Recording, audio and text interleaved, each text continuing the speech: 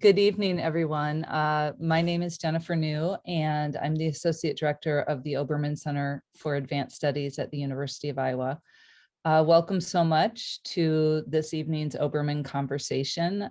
We are looking at murals, in particular, a mural that kind of took root or maybe took wing, given its location last summer here in Iowa City that we're going to look at more closely, but then using that as a jumping off point to think about what purpose murals can serve and public art in general.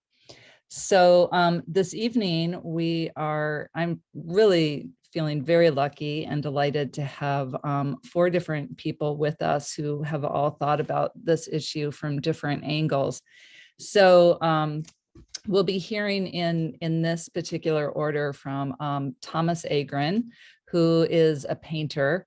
And Thomas serves on the advisory board of Public Space One here in Iowa City. For 3 years, he was the director of public art for the Iowa City Downtown District. And I think of Thomas as really being at the epicenter for a huge proliferation of very joyful murals in our community in the last number of years. After Thomas, we'll hear from Delissa Edinburgh. And I've had the pleasure to know Delissa for a while when she was a graduate student at the University of Iowa. And she is an alum of our College of Education. Delissa is now out in Washington State, where she is on the faculty of Bellevue College in their Department of Cultural and Ethnic Studies. She is still even across country serving as the education director for the Center for Afrofuturist Studies, which lives kind of under the umbrella of Public Space One. And Delissa was one of the core members of this team that you'll hear about who worked on this Oracles mural. At the kind of highest point of the ladder, if you will, in that project is Jill Wells, who is with us tonight. And Jill is an artist based in Des Moines. She was the lead painter on the Oracles project. And so she was the person at the top of the cherry picker working on Burlington Street. In 2020, Jill was selected as one of 5 artist fellows to participate in the Iowa Creative Incubator through Mainframe Studios. And then coming to us from out in New York is Tracy Malloy. And Tracy is an artist, collaborator, and social activist who creates independent art as well as large-scale collaborative pieces. She came to Iowa City number of years ago. I'm sorry, I didn't look up quite how long it was, and worked with students at UAY to create a piece that was hung on the side of a building, actually the former PS1 on Dubuque Street for quite a while. So Tracy's going to bring in some kind of outside view from public, as far as being a public artist in another part of the country. So welcome all of you. I wanted to start tonight, and we as a group were able to talk and kind of plan this out a little, so it's not just me, but to give us some background, to start with Thomas. And so Thomas, if you can just help us reflect on murals, and particularly within Iowa City, and kick us off, that'd be great. Great, thank you. I don't know if you want to start sharing those images. You can just share them as I talk over them. So so I'm going to kind of do a quick little sort of very succinct survey of murals since 1974 in Iowa City. There will be a lot of gaps, but I'm going to give you at least a trajectory here. This wall, some of you may recognize and some may not recognize. This is the side of the Iowa Artisans Gallery building, which is now full of windows. This is from probably 1974. This photo is, I think they're raising money to help turn this vacant lot into the People's Park. And this is a mural that certainly for my time living in Iowa City And for a lot of people, they really remember a really big, colossal kind of municipal scale mural in the heart of Iowa City. You can go ahead and swap to the next image. It was designed in a university class. There's a really great resources actually on the Iowa City Public Library's website all about this project, and a really wonderful kind of 20-minute documentary with Donna Friedman, who led that class, which is kind of a mural incubator class for university students. And she saw opportunity in this phase of urban renewal in Iowa City to make the city more attractive, and teach these classes to students. So there were a number of different projects around Iowa City. There's not a lot of great high resolution images of this mural, but this mural was called The Spirit of Black Hawk. That's why this area is called Black Hawk Mini Park. The mural was designed by Eric Christensen, I think was the student, and it went up in 1975 on what looked like very rickety, non-OSHA compliant scaffolding. So the mural is no longer there. I think it's actually an early lesson in that murals are temporary and can speak to a certain moment or needs of that moment. And unlike something in the center of a piazza or whatever, they don't tend to last forever. That's actually one of their assets, maybe. You can go ahead and go to the next photo. This is another one just in trying to scrounge up some of these older photos. This is called like the Blue Mural, another one kind of from urban renewal days in Iowa City.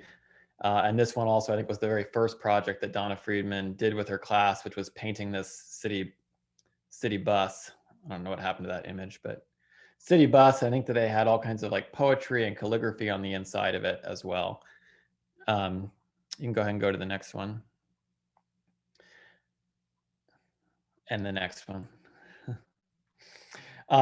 This is a bench that I painted in Iowa City when I kind of moved back here after graduate school, and it was actually for a project that I really didn't have my heart in necessarily. I was really confused about, like, you're going to let everybody paint all these benches downtown? Like, are you guys out of your minds?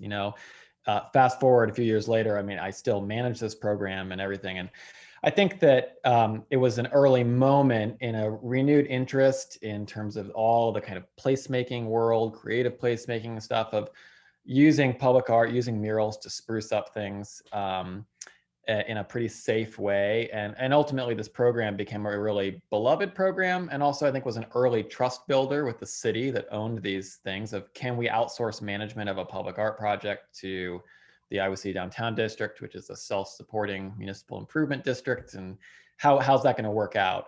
You can go to the next photo. And that's kind of how I had done a couple murals in Iowa City, and I got kind of gotten more involved in the management end of things. You can go to the next photo. Through that work, through participating in benchmarks as an artist, and then being brought on as staff at the Downtown District to help lead some kind of public art program.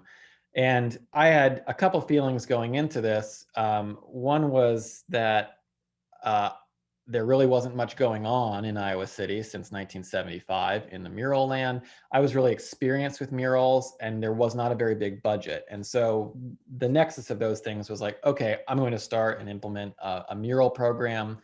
And I would say that Iowa City, you can go to the next photo. Iowa City is a place that was very tentative about paint on walls. You can go to the next photo, just a few photos from murals through this program.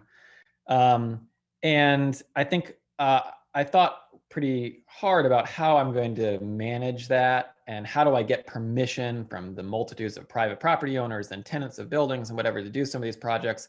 And one of the things that I hope to do was to really have the first round or two of mural projects be pretty safe and pretty amenable to really look to walls that get a lot of damage or graffiti, or parts of alleys that are really not very spruced up or whatever, really kind of grody places.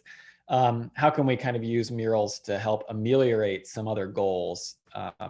And so that was with the hope that over time, Iowa City would realize that it wasn't such a big deal to put paint on walls and to have a little bit more color. And the program was really ultimately well received. And I think having more murals ultimately creates a space where people can say, I like this mural or I don't like this mural, instead of saying, oh, I don't know about murals. So some of the other projects that we did that I think are a little bit of an evolution out of some of those lowest hanging fruit, not to diminish those murals, a lot of them are really well loved, but there are questions about what can we do with murals in Iowa City that would be more than just a mural. This project with United Action for Youth, that was Sayuri Sasaki Himan was the lead artist for this project, really modeled itself after elements of the Philadelphia mural program and Artworks, which is a big mural program in my hometown in Cincinnati, that looks to big municipal mural projects as mentorship programs. And so I won't go into the details of this, but part of how it was funded was gathering together all kinds of resources that were not normally available for public art projects, by working with youth through United Action for Youth, employing them to produce the mural. You can go to the next photo. They did the mural off-site, and we laminated all these pieces of a material called Polytap up on the wall. So it's a really great project that allowed young people to have a big voice in their own community. Is a great project. You can go to the next slide here. I'm not even sure how many more I have, and the next one. One of the things that I think is a challenge about the murals, and I'll wrap up here really quickly, is that there's not much funding from the city. And most of the funding is coming from an organization that's gathering resources that can only spend it in one geographic area.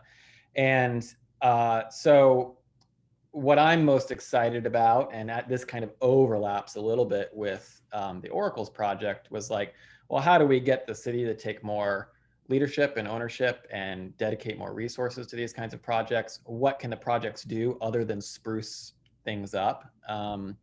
And how do we really fund projects, not through development bonuses and stuff like that, but through equitable funding measures that make sure that the resources for public art are available in the broader community?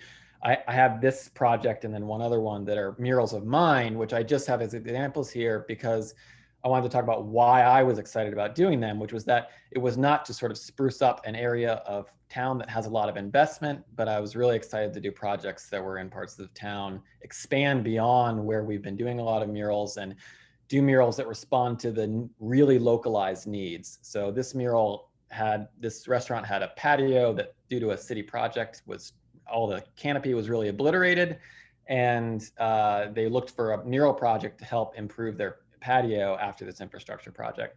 Next photo here is Head Start preschool in my neighborhood that was in this really depressing bunker of a building, and I did a project with the kids in that facility, as could be best to be done during COVID, to try to make that property reflect the great things that are happening inside of it for those that show up to go to school there or go to work there. That's the next photo there.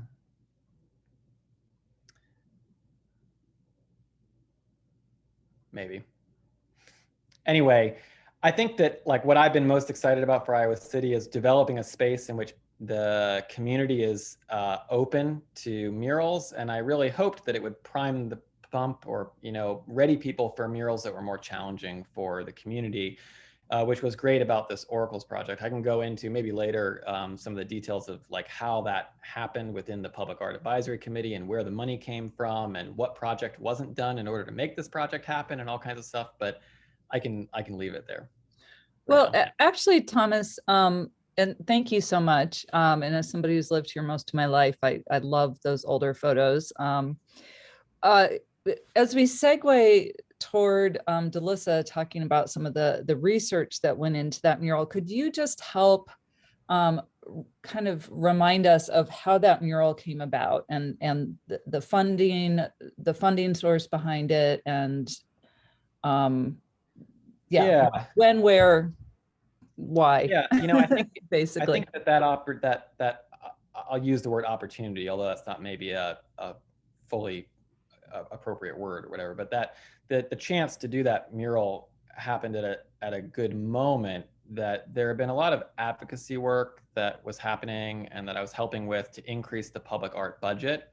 That did happen, and there was more money available all of a sudden, and there was a effort to get a mural on the side of the CenturyLink building, which for any of you that know this building, you can understand why you might want to do something with it. And CenturyLink was just being really terrible to work with. I have them for my internet provider, so I hope they are not listening to this. But they were really making a lot of demands and offering no money. And I remember being in a public art meeting, this is probably in the spring of 2020, saying like, why are you bending over backwards to like do the, you know, the city owns all of these parking ramps that are also big and non-contributing, we'll say, to be politically correct. And you guys hold the keys to those walls. So you can do anything on those walls and you have the money right now to do it. And so I think that the call within the community for a mural that ultimately became the Oracles project happened at a moment where there was like this awareness of location, strategic location, and also availability of money without actually a lot of bureaucratic controls over how to spend or what to do with it, which made it more fluid and more liquid, which was great. So that was kind of the lap that the project fell into.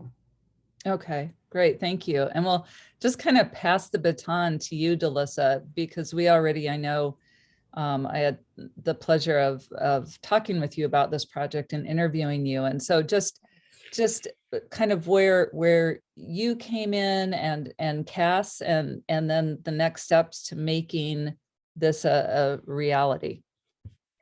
Yeah, and I think Thomas highlighted just the awareness of location, the money, and then I'm going to talk about the moment in time as well and how that played a part in the mural. So in summer 2020, in response to local and national reaction to the police killing of George Floyd and demands of Iowa City Freedom Riders, a unanimous resolution was passed by the City of Iowa City's City Council. And one of the reforms included in the resolution was art.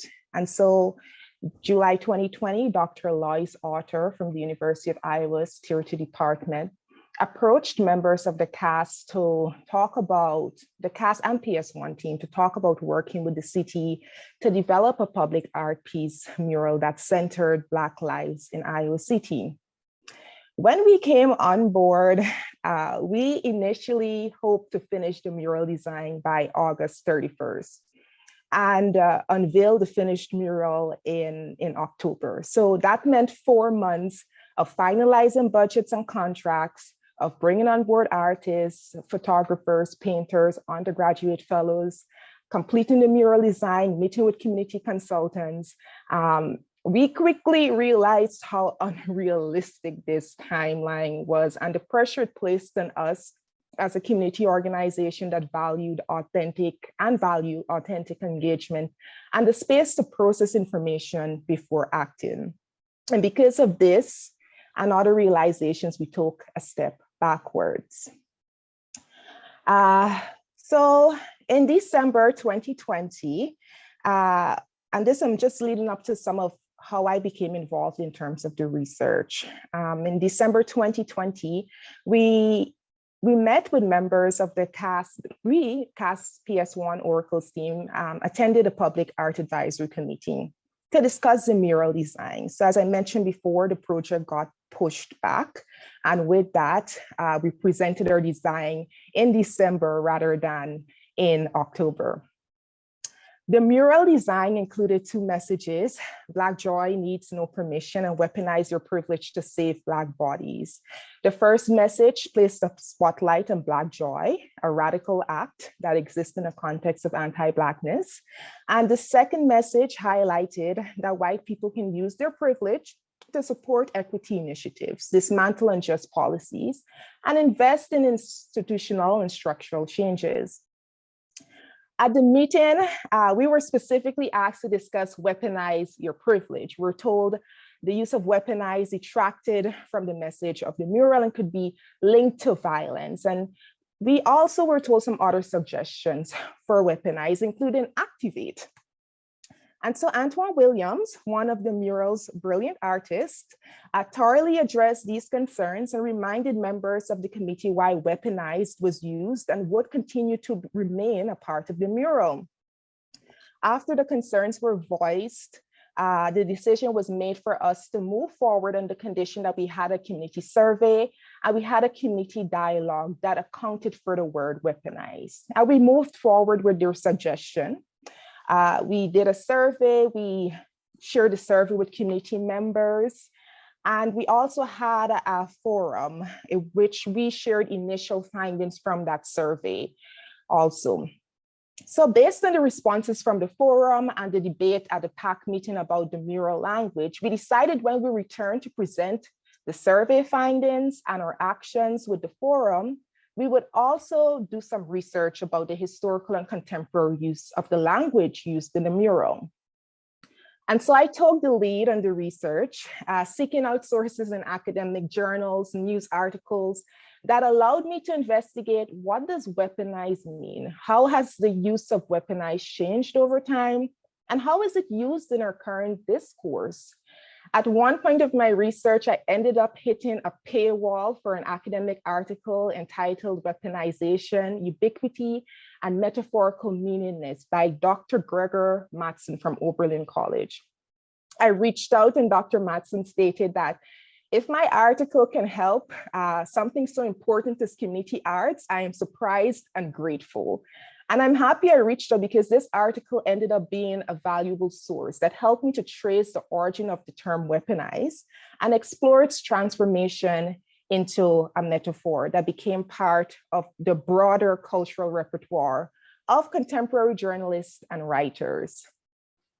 And so one important quote, I don't know if we can pull this up. I prepared a educational slide that I shared with the PAC meeting, but one important quote from his article that I used in this presentation at the PAC meeting was, in contemporary usage, weaponize means the recent and illegitimate transformation of something into a weapon of thought for urgent and motivational public discourse and a heightened awareness about social issues. The presentation, the educational presentation that I did at the PAC meeting, looking at language, also talked about Black joy. It reminded the audience that Black joy existed within the wider context of white supremacy, state-sanctioned terrorism. And so if we should acknowledge it for the radical act that it is, and we should acknowledge it for the radical act that it is, and envision a present and a future where it is not stifled and certainly does not need any permission. And overall, my research into language used in the mural, I think it expanded my understanding of the mural and its intended impact on our community. And it worked to also expand members of the committee's understanding of the mural, as well as share the information with community members also. And that is my contribution, and I'll turn it back to Jen. Thank you so much, Delissa. So I don't know if Jason, if you can put for all of our audience to see the link to that PS1 site. Are you able to do that? Okay, so there's still, the page is still very available that has the results of all of the surveys that were done. And then toward the bottom, if you scroll down, are the slides that Delissa created. And one thing in our planning meeting for this conversation tonight is we all spoke about how, well, yes, it is very common for artists and particularly muralists who are often doing historical work within what they're representing to do some kind of research, that this kind of research on kind of the words and the meaning and going out into the community is relatively rare. And so that seems like a really exciting opportunity. Yes, and it was unexpected. And so I think that just speaks to what the mural or what the Oracles project was overall, something that changed over time, that moved in different directions, that accommodated concerns. but still at the end of the day, maintained its core message and intention for the community. I mean, the finished product is, my understanding, really looks like what Antoine and Dante originally, Dante Hayes, the other artist, Yes. who did the original drawings. Okay, so then we will we'll hear then next from the person who actually helps to put this on that on the wall. And so Jill is joining us tonight from Des Moines, and I've only gotten to meet you, Jill, over Zoom, but it was such a pleasure, so I can't wait to hear. So Jill is going to help situate us to when this mural actually starts, at what point, like all of our sense of time has become so, you know, fuzzy in the last 2 years. So when does paint, or, you know, when do you start actually working on the wall? How long does it take? And then you're going to share with us some of your own experience of being the person who's out there every day in the public, creating this piece. Well, thank you very much for that intro and for having me. I think both Thomas and Delissa did an amazing job, and I was kind of putting some of those pieces together as they were sharing. So as Thomas was talking about, like, this progression of public work, and, you know, I live in Des Moines, and I just wonder, you know, what things would look like without having that public work exposure of all the works that came before Oracles. You know, like, what would that look like if that hadn't already been in the community of Iowa City? I think that's really fascinating. And I feel like I've experienced that to some degree, where it really is one of the primary reasons why I fell in love with Oracles, because I've always kind of got the sense that I've kind of been more on the censored end of I love public work, and the public work I've done, I feel like I've been very privileged. My private practice, though, and what I speak about there, it's not as maybe as bold as you know, what I might like to do in a public space. And so that progression that Thomas was talking about, and kind of like these introductions of these works, and kind of getting that lead up, you know, to where, you know, the Oracles came to fruition, really is how I see that. And so I thought, when really it was like February of last year, when I came across the call for the public work for Oracles, I thought, you know, I don't know if I'm ever going to have an opportunity to really be able to execute a work that talks about this ever again. So I jumped right on board, and I answered the call for the public work. And then when Delissa was talking about the research, like, a tremendous amount of research goes into works. And I just want to really, like, continue to underscore that, because I get questions a lot about, like, oh, how do you do this? You know, and it can take years of research, months, you know, until you get to the point where you execute the work. And I think that's important for people to understand. I think it's vital for the appreciation of the work. That it's not just this laissez-faire thing that gets put up, you know, for provoking thought or shock value. It's much deeper than that.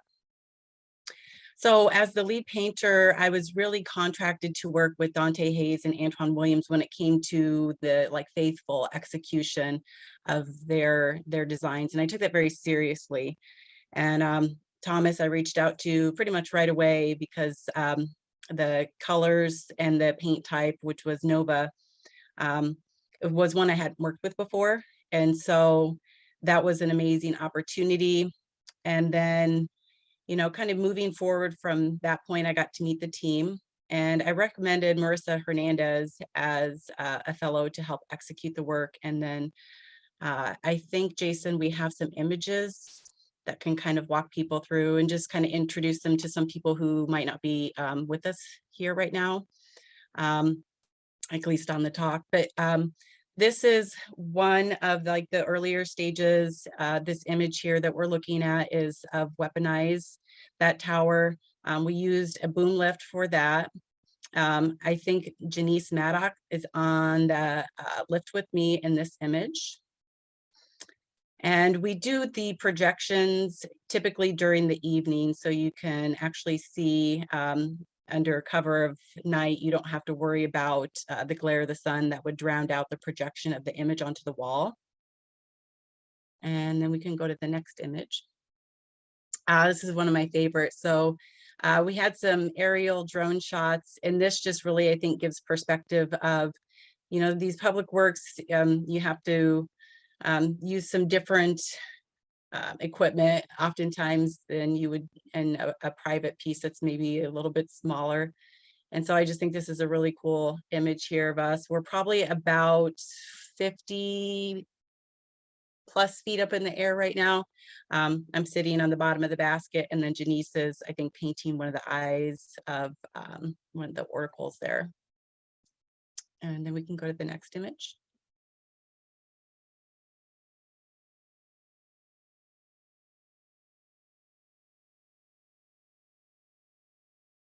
Yeah, Fred Ebong was the one of the primary fellows who did documentation. So these shots are either his or John Brooks. So the two of them worked together really, really well. They're a pleasure to work with in documenting the entire visual process, taking images, doing interviews.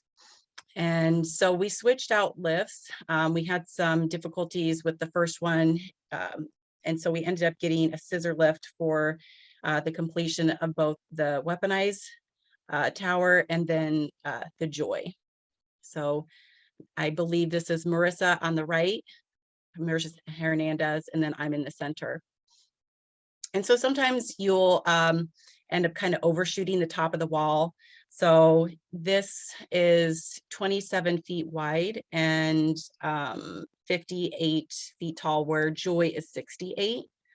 And so if you need to work down, if you're rolling, then even though the height of the wall is one thing, you might have to go above and then work down, which is pretty cool experience too.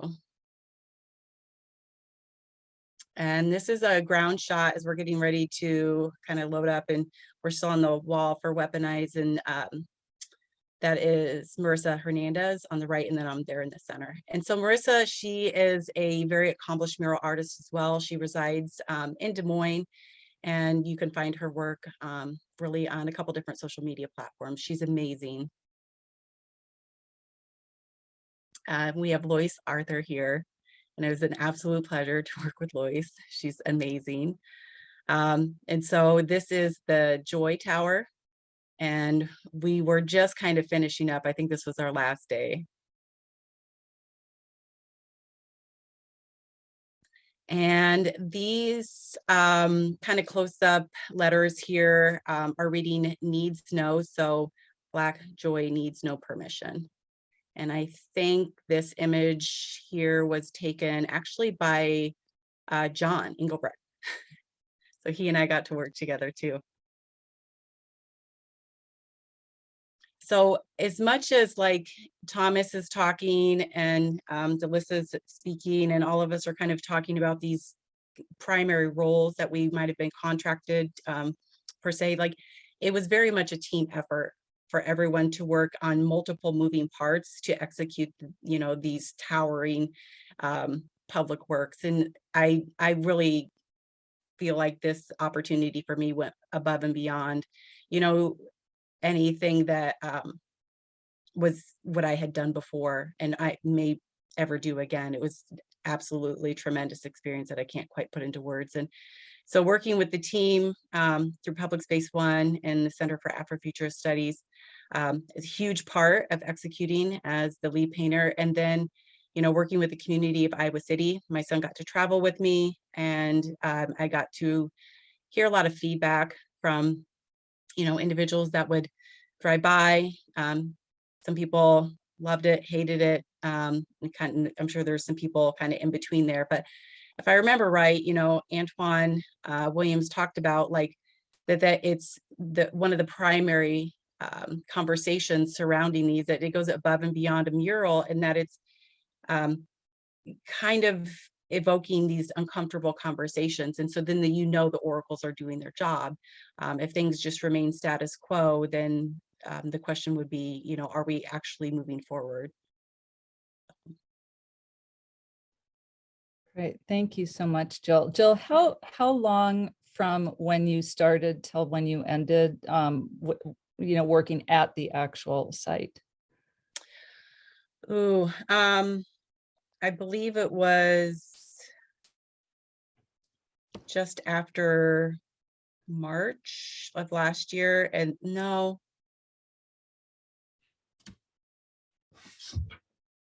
I think it was April to August, I feel like. So I apologize about that. I got sucked into COVID land too there for Thomas but might remember more clearly too. I don't yeah, know. and I don't track any of my hours. Yeah.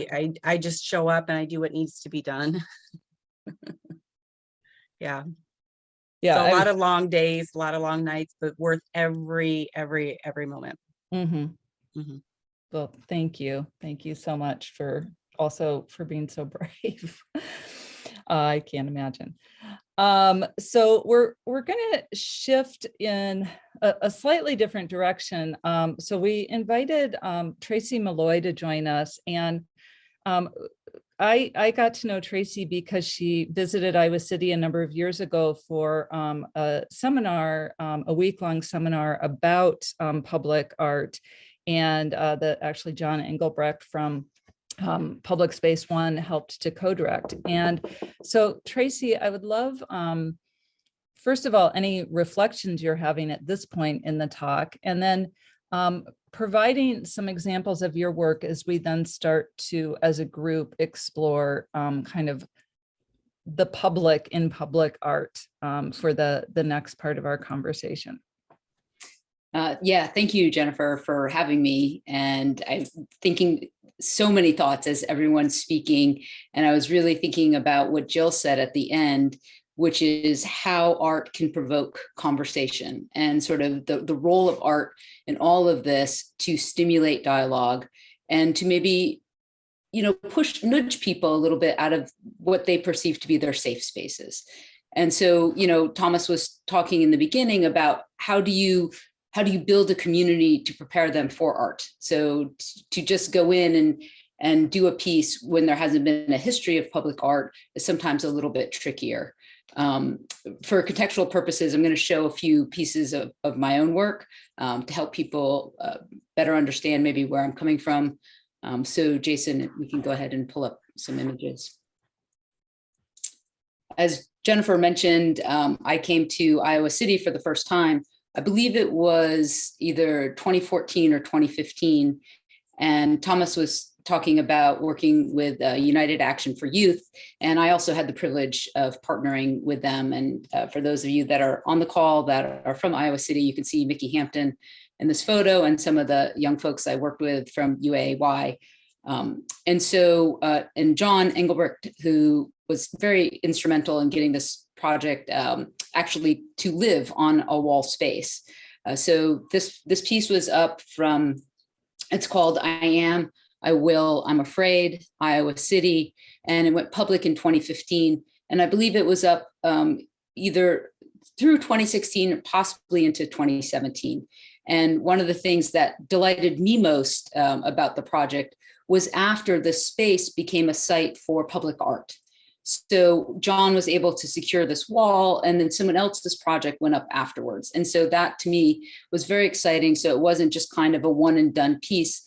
And this piece is a digital print on a vinyl banner. So it's designed to go up, function sort of as a mural, and then come down. So it's not permanent. And, there was conversation about that also in the beginning, where murals can be temporary. And with a lot of my work, I really am interested in empowering folks that I collaborate with. So a lot of my collaborations are with adolescents or young adults. And many of the folks that I work with are trauma survivors. In this particular instance, the youth that I worked with, they were self-identified as outliers. And that's how they wanted to be contextualized when I talk about them as partners. You're only seeing a smattering of the participants. And then just for knowledge, the figure that you're seeing in the middle is a composite. So I photograph everyone. I sort of morph them together to create a prototype. And then all the text that is on the surface is handwritten by the participants. And it's generated in response to 3 prompts: I am, I will, and I'm afraid. So they choose what to write. As a group, we often decide on which language or which lines of text will be present in the piece. Every step of the way, I consult with my co-collaborators. So when the image is made, we chose the pose.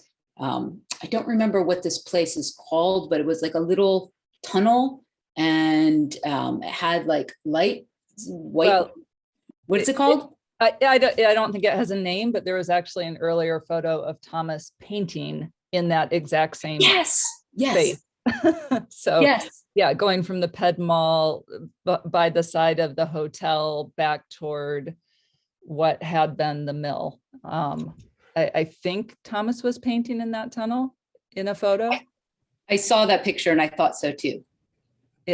It's not me, but that's okay. It's Oh, it's not you? Oh, okay. It sure looks like. Artist name Drew Etienne. Okay. So yes, so this piece was up. Next slide, please. And then I'm just going to show a couple other projects. And then this image in particular, this is now permanently installed in the Bronx on the side of Fannie Lou Hamer Freedom High School. So having this image just above Fannie Lou's namesake is a tremendous honor. However, this project, when it was initially installed in 2015, it was up for all of 4 hours, and then it was taken down. And so it was immediately censored by the owner of the building. So this was a project that was made in partnership with the youth, with high school students at Fannie Lou Hamer. It was made after the death of Michael Brown and Eric Garner. The students chose the language, and the portraits, the silhouettes, were also all taken of students that live in this particular part of the Bronx. And we wanted to have it on the front of the building because the building faces the Sheridan Expressway, and on average, hundreds of thousands of cars are passing the Sheridan Expressway each day. So we wanted to call attention to the fact, and this I'm speaking of and recalling how the students spoke about the piece, that their lives do matter. They exist. Please see us. Do not just drive by the space and ignore us. When the piece, and I don't want to get too much into the drama involving the takedown of the piece, spent a great deal of time trying to problem solve and get it back up. I will say that people in positions of power want to benefit, want to profit off of things. And when they don't profit, sometimes they will use their power to wreak havoc. So excited that the piece went back up in 2020. It is now permanently installed. In the meantime, it was used as a backdrop for multiple events at the school, in particular for what is known as the Peace Block Party. So we had it used every summer for a huge community event, and people would pose the banners themselves. The one that says "Our Lives Matter" is 12 by 15 feet, and the smaller runners are 4 by 8 feet. So people would pose in front of banners every year. I'm going to share a couple more images, and then I want to make sure we have time to open up for conversation. This piece is from a project I did in Portsmouth, Ohio, and I'm not sure if its companion piece is included as well. This is from a series. Yes, thank you very much. This is from a series called "What It Means to Grow Up" in Portsmouth. Portsmouth, Ohio, many consider to be one of the epicenters for the opiate crisis. This project was permanently installed in 2018. It's very different to permanently install work versus knowing you're doing a piece that is going to be in the public, but it is also temporary. You're also seeing composite photos. So the image here is of a series of young women or cisgender women from Portsmouth. In the background is the bridge that connects Ohio to Kentucky. So what you're seeing behind are the mountains of Kentucky. Can we go back to the previous slide for a second? And then from the male point of view, you can see a little bit of the cantilever, the cabling of the bridge. And the young men, cisgender men, were standing in Kentucky with Portsmouth in the background. This bridge is when in 2013, when I first worked in Portsmouth, Ohio, the bridge was described as the center for drug trafficking. That's how the drugs got in and out of Ohio, was going over this bridge. The two adjacent text panels are composite or collective poems where each participant wrote their own individual poem. As a group, we voted on a line from the poem and then basically created their composite. This piece took probably a year and a half to get installed due to censorship. So when the language was generated by the students, folks on the ground, and this project was funded by the Ohio Arts Council, the Puffin Foundation, and universities helping to assist. Folks took umbrage to some of the language that then turned to taking umbrage with me not being from Ohio and maybe having an agenda. I did not write a word. I did not generate any of the text. This is the youth, and they're reflecting on the experience. And one of the things that I think about a lot, and can I go ahead to the final piece I want to share, and talking about, thank you, art is the idea of shame. And so when you collaborate sometimes and difficult work is generated, people in the audience, in the community, sometimes have to reckon with the conversation and what's being generated, and it hits buttons.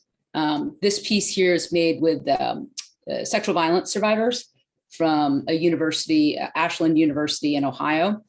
And with the majority of my collaborative pieces, they're installed in public spaces, usually outdoors. This instance, my participants wanted to have it installed outside of the cafeteria. So it was something that would be encountered on a regular basis. Very similar to the I Am, I Will, I'm Afraid piece from Iowa City, except in this context, everyone was speaking through the lens of being a survivor of sexual harassment and or sexual assault. So that's where all the I Am, I Will, and I'm Afraid text comes from. This piece, the university, we went through every channel. We notified everyone every step of the way, what was happening. We did a public forum. We staged an event, all sorts of things. Again, very long story in association with this piece. But the quick synopsis is, after it was on display for 3 weeks, it was taken down by the university. And I was told that the custodian thought it was garbage. How can this be garbage? It had wall text, it had everything, but it was taken down before graduation. There was immediate protest at that. I eventually was in conversation with university officials to find out, no, we want the language changed. We don't want this to be in association with anything from the university. Lots of stuff. Long story short, as this was all happening, Brock Turner, his trial went live, and the young woman who we now know as Chanel Miller spoke so eloquently in an anonymous letter about what it means to be a sexual violence survivor. This led to a whole bunch of discourse at the university. The piece ended up being reinstalled. The young woman who I was partnering with that was leading protests on campus was eventually given an award for exemplary leadership. And my personal victory in this was that I had asked that it be up all the way through first year orientation and be used as training about sexual assault awareness. And they did that. But I want to not tell more stories now, because I want to be mindful of time and turn it over so we can discuss about public art and maybe, the difficulties that arise in having pieces go public. Yeah, thank you, Tracy. Thank you for just sharing your work. I am very curious to get in a little bit to this question of who is the public in public art. And as you're conceiving a piece, whether on your own, or it seems that that's probably very rarely happening in these large scale pieces. That's him. Yep, that's him. I'm now hooked. I'm going to keep going. You, anybody who knows the history of this cat is not surprised. Okay. Anyway, how are you conceiving that? Who is the public, and how is that maybe even shifting as you're working together on creating the piece? And anybody who wants to jump in while I unhook myself.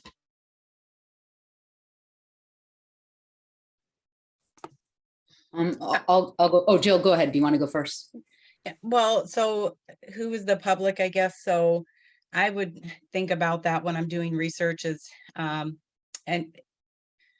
anyone who has access to it through a number of different vehicles, whether that be, sighted individuals who can see it online, in person, individuals who are maybe living with different levels of vision impairment, who would have access to it via someone explaining it to them, or being in conversation around the piece, all ages, all races, all genders.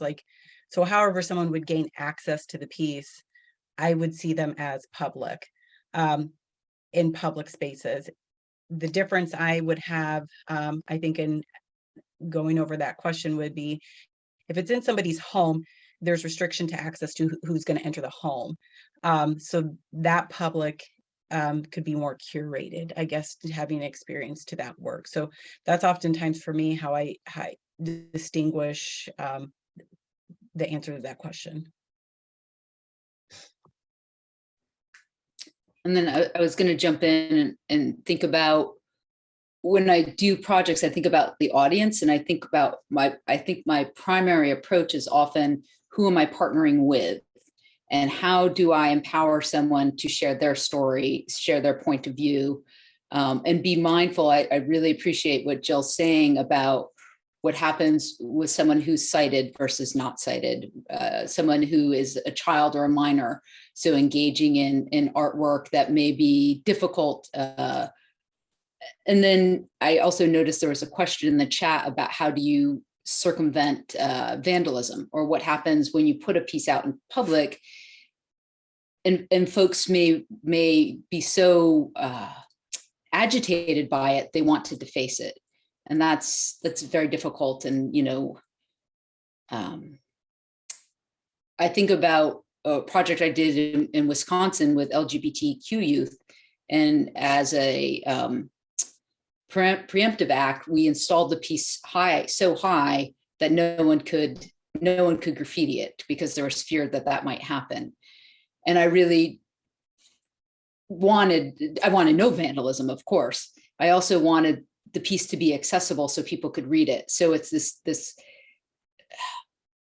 you're treading a fine line, because if the piece is vandalized, the pain that it has caused is that greater, which I think it can be, than putting the art out to begin with. I'm yielding my conversation. I forgot to mute, but I'm done.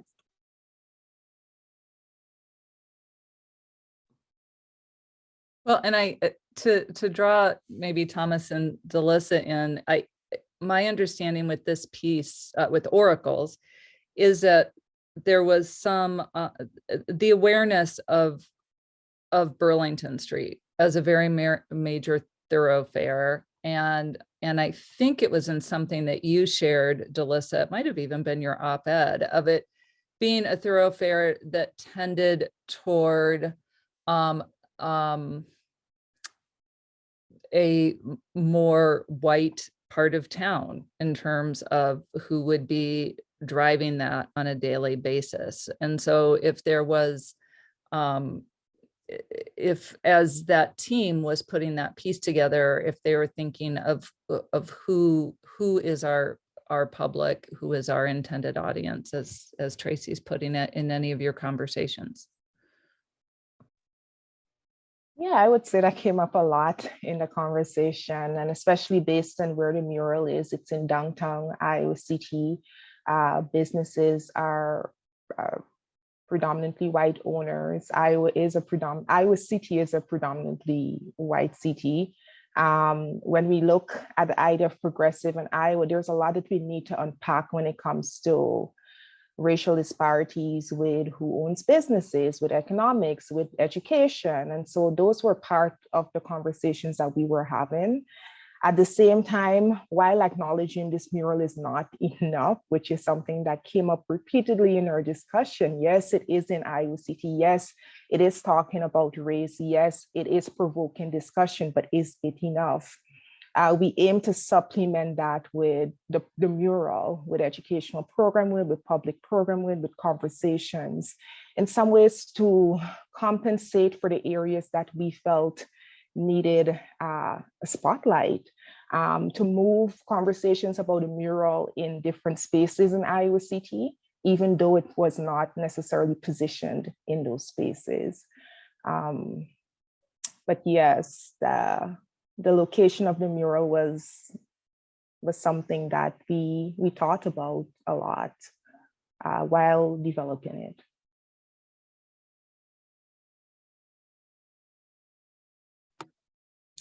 Yeah, I had even like joked with Professor Arthur, like when we were working on the logistics of executing them, I was like, you know, I knew, but I just kind of threw it out there. I was like, who chose this location anyway? Because it was such a feat. I mean, for me personally, there's a lot of things that were very challenging. So I was able to learn with the team on how to execute and learn what, you know, the space required.